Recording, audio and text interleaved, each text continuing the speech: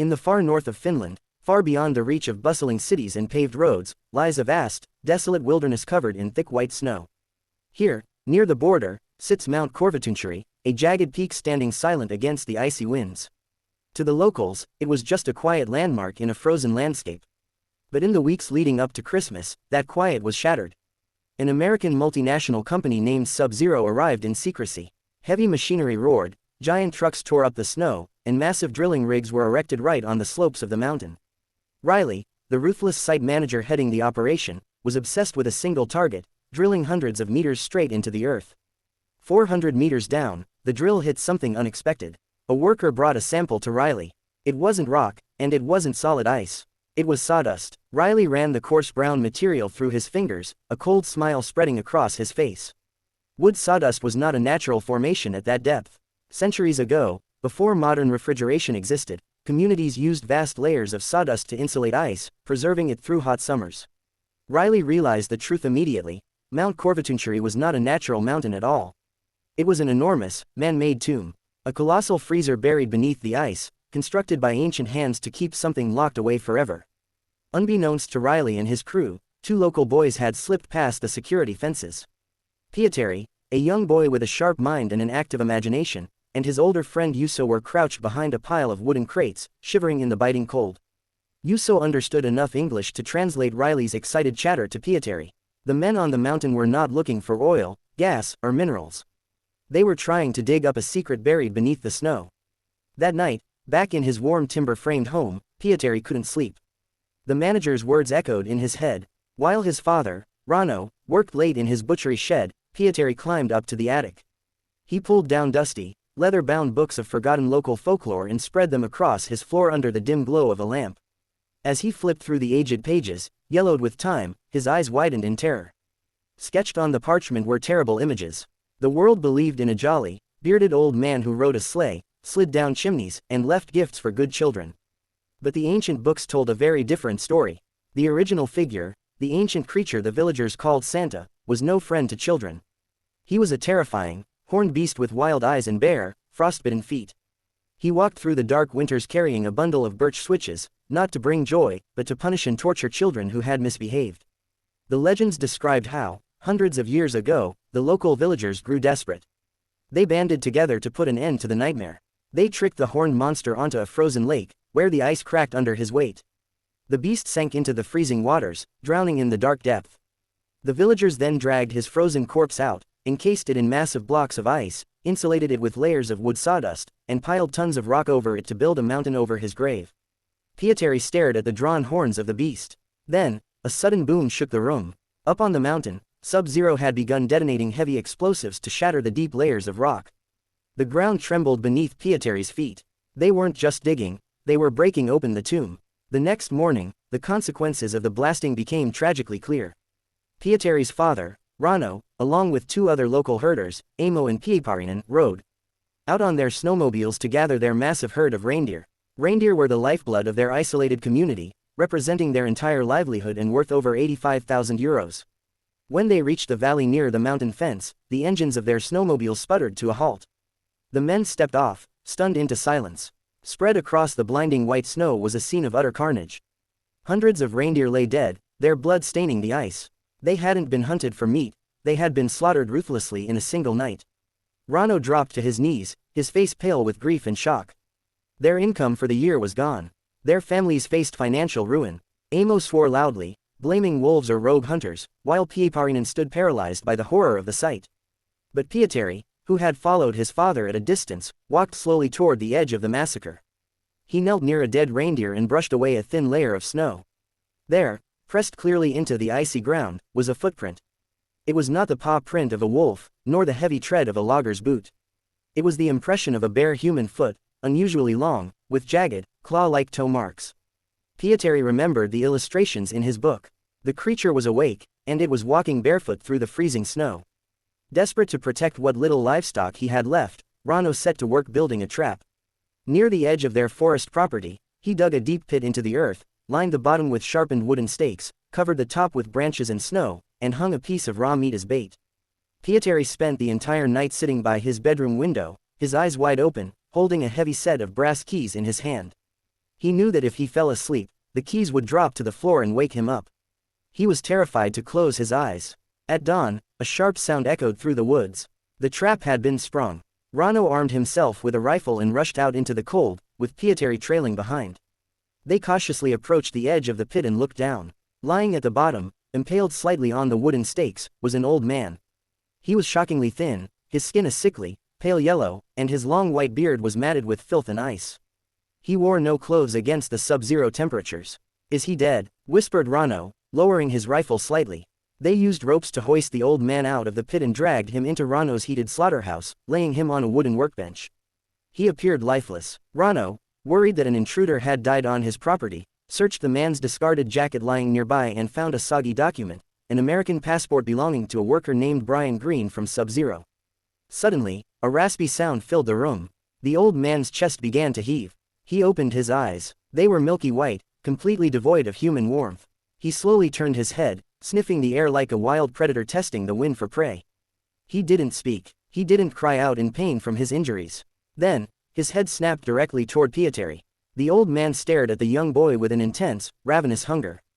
Pietari backed away, his heart hammering against his ribs. This was not a human being anymore.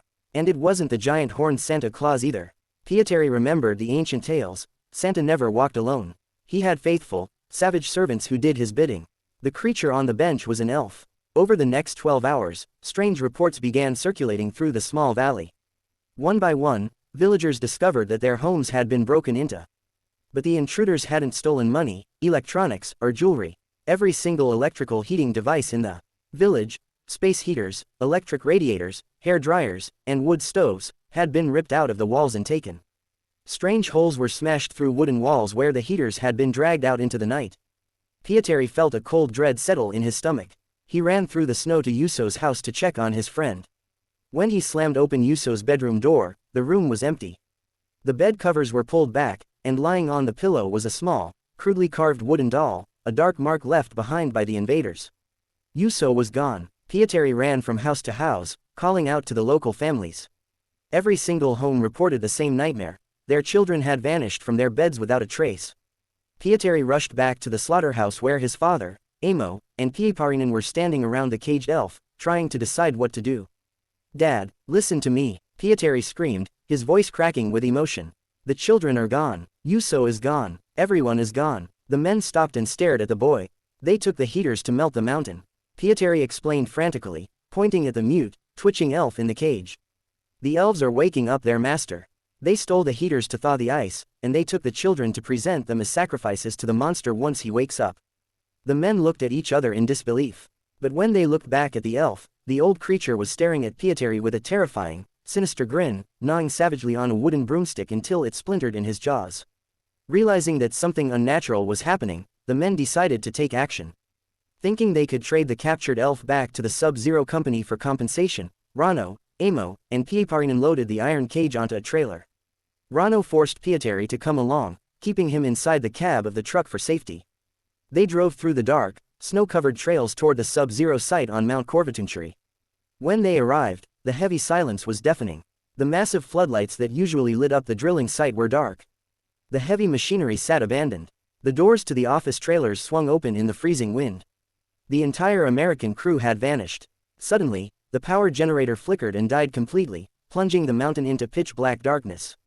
From the shadows beyond the perimeter fence, dozens of pairs of glowing eyes appeared. Silently, dozens of elderly, pale, barefoot men emerged from the dark forest, stepping softly onto the snow. There were scores of them, hundreds of feral elves, surrounding the truck, their expressions cold and lifeless. "Get inside, move," Rano yelled. The three men and Pietari sprinted toward a massive steel hangar built into the side of the mountain. They slammed the heavy iron doors shut just as the horde of elves reached the entrance, pounding their bare hands against the metal. Inside the hangar, the air was thick with heat and the smell of ozone. The group turned around, and their breath caught in their throats. In the center of the vast cavern sat a mountain of ice, a giant block, slowly melting under the intense glow of hundreds of stolen electric heaters, hair dryers, and radiators plugged into heavy-duty generators. Inside the translucent, dripping ice was a towering figure. It was massive, easily 12 feet tall, with thick, leathery skin, dark matted fur, and two gigantic, curved horns sweeping outward from its head. The ancient beast was slowly thawing. Its massive clawed hand was already free of the ice, its fingers twitching as life returned to its veins. And stacked near the base of the melting ice block were dozens of heavy burlap potato sacks. Small, frightened whimpers echoed from inside them. Amo rushed forward, slicing open one of the sacks with his knife. Out tumbled Yuso, terrified but unharmed. The elves had gathered all the children of the valley, placing them at the feet of their master, waiting for the moment he fully awoke to feed. "We have to run. We have to get out of here." Piiparinen panicked, backing toward the door as the thudding outside grew louder. "If we leave, those things will follow us forever," Pietari said, his voice surprisingly calm and steady. The young boy looked around the hangar, his mind working quickly. "And as long as that monster is alive, no child will ever be safe. We have to destroy him now, before he breaks out of that ice." Rano looked at his son, seeing a bravery in the boy's eyes he had never noticed before. "What do we do, Pietari?" Pietari laid out a plan, daring, dangerous, but their only chance at survival. First, they needed to evacuate the children safely. Piiparinen, who was a licensed pilot, ran out through a side door toward the company's heavy-duty cargo helicopter parked on the launchpad. To distract the hungry elves swarming outside, Piiparinen dumped several boxes of gingerbread cookies onto the snow. The feral creatures, driven by primal instincts, swarmed the sweet food like wild animals, giving Piiparinen time to reach the cockpit and start the rotors. Meanwhile, inside the hangar, Rano and Amo gathered all the children and packed them securely into a massive heavy-duty cargo net used for lifting equipment. They attached the net to the helicopter's winch cable through a hatch in the roof. Pietari stepped onto the outside of the net, holding tightly to the ropes. "Pietari, no, get inside," Rano yelled. "I have to go with them." Pietari shouted over the deafening roar of the helicopter blades above. "The elves will only follow the children. I have to lead them away into the trap." Before Rano could stop him, the helicopter lifted off, pulling the cargo net and the screaming children up into the freezing night sky. Below them, the horde of elves looked up. Seeing the children being lifted away, the creatures abandoned the gingerbread and began sprinting through the deep snow, chasing the flying helicopter like a pack of wolves. With the elves pursuing the helicopter, Rano and Amo were left alone inside the hangar with the thawing monster. The ice was cracking loudly. Large chunks were breaking off, falling to the concrete floor with deafening crashes. The giant horned creature's chest expanded as it took its first deep breath in hundreds of years. Its yellow eyes opened, glowing with ancient malice. "We don't have much time," Amo yelled, pulling a chainsaw from a nearby equipment rack and yanking the starter cord. The engine roared to life. While Amo used the chainsaw to slice off the massive, valuable horns from the beast's head to salvage something from the night, Rano opened heavy wooden crates marked with high explosive warnings left behind by the Sub-Zero crew. Rano grabbed sticks of dynamite and blasting caps, running around the base of the melting block of ice. He jammed dozens of explosive charges into the cracks of the ice, right against the beast's body, wiring them all to a single remote detonator. "It's set. Move, move," Rano screamed. The two men sprinted out of the hangar, leaping into their truck and slamming the accelerator to the floor. They sped across the snow, tearing away from the mountain as fast as the engine would take them. When they reached a safe distance a mile away, Rano hit the brakes. He picked up the heavy detonator box from the dashboard, his hands trembling. He looked back at Mount Corvatuncuri through the rear window. Rano flipped the safety switch and pressed the red button. A blinding flash of orange light erupted from the mountain. A fraction of a second later, a thunderous boom shattered the silence of the wilderness. A massive shockwave tore through the air, shattering the hangar and causing a massive avalanche that collapsed the entire cavern ceiling inward. Thousands of tons of rock and ice crashed down, obliterating the ancient horned monster in a fiery explosion before it could take a single step into the modern world. Miles away, near the local farming compound, the helicopter hovered over a massive, high-fenced reindeer enclosure. Piiparinen lowered the cargo net, gently setting the children down inside the muddy, snow-covered pen. Pietari unhooked the net and ushered the children toward the center of the enclosure. In the distance, the darkness was filled with the sound of rapid, barefoot footsteps. Moments later, the horde of nearly 200 elves burst through the tree line. They sprinted toward the enclosure, their pale faces twisted in wild obsession as they closed in on the children. Pietari ran to the heavy wooden gate, pulled it shut, and slammed the heavy iron latch into place. He reached for a control box on the post and threw the main breaker switch, sending thousands of volts of electricity surging through the metal fencing. The elves surrounded the enclosure, screeching and clawing at the air, trapped on the outside, unable to reach the children. Then, suddenly, the shockwave of the distant mountain explosion reached the valley. The sky lit up orange for a brief moment, and a dull rumble vibrated through the earth. At that exact moment, every single elf froze. The wild aggression faded from their eyes. They stopped clawing at the fence. They looked around at one another, confused, helpless, and completely lost. With their ancient master destroyed, the dark magic that controlled them vanished. They were no longer dangerous monsters, they were merely docile, confused old men standing in the snow. Pietari let out a long breath, his warm air turning to steam in the night. He looked up at the stars, knowing the nightmare was finally over. By the time the sun began to rise on Christmas morning, Rano, Amo, and Pietarinan arrived at the reindeer enclosure in their truck. They found Pietari standing proudly at the gate. The local children were safe, sitting together in a warm shed, drinking hot cocoa. Inside the fence, all 198 elves were standing in neat, quiet rows, quietly waiting for instructions. Pietari had counted every single one of them. Rano walked up to his son, placing a heavy, warm hand on the boy's shoulder. He didn't say a word, but the pride in his eyes spoke volumes. The men looked at the quiet crowd of elves, and then at each other. They still had a massive problem. Their entire herd of reindeer was gone, and their community was bankrupt. That was when Rano looked at the docile creatures, then at the wooden shipping crates stacked in the yard, and a brilliant, absurd idea took shape.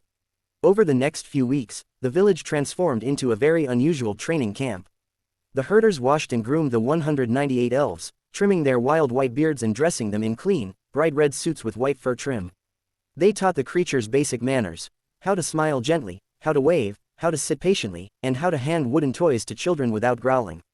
Once the training was complete, the villagers packed each elf into a custom-built wooden shipping crate labeled with air holes and heavy brass latches. Stenciled in bold red paint on the front of every box were the words, "Rare Exports, an Authentic Finnish Santa Claus." Guaranteed to bring joy. The villagers loaded the crates onto cargo planes and shipped them to high-end department stores, shopping malls, and wealthy private clients all across the world, from New York and London to Tokyo and Paris. The venture was an overwhelming success. Orders flooded in from every corner of the globe. The villagers not only recovered their lost 85,000 euros, but became wealthier than they had ever imagined. And so, Mount Corvatuncuri returned to its quiet, snowy peace. The ancient monster was gone forever, the children were safe in their homes, and the villagers had turned their darkest nightmare into the most profitable Christmas business in history.